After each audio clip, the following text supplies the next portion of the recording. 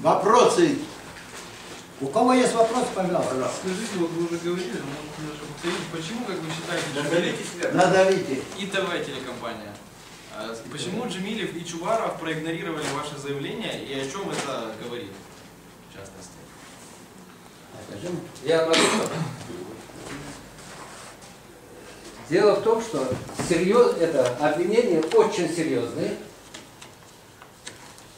И они не пришли на эту передачу, потому что это телевидение. Мы требуем открытого телевидения, чтобы это было именно в эфире. Вот. Они боятся народ. Им сказать нечего против этих обвинений.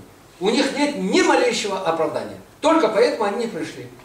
И это они доказали тем, что они не пришли. Еще раз доказали, понимаете, свою вину.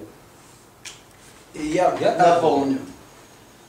В 1993 году было решение Киевского райисполкома города Симферополя о создании поселка городского типа Каменский с закреплением 1330 гектаров земли.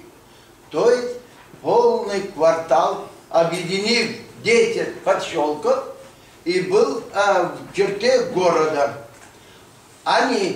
Это решение уже было рассмотрено в Совмине, но когда коснулся, что отделяет десятки поселков, которые не будут подчиняться, допустим, Меджлису, а будет свой исполком, и во главе Рефатом Чубаровым, будучи в 1994 году депутатом Крымской области, Крымской автономной республики, отменили, товарищи, подпольно.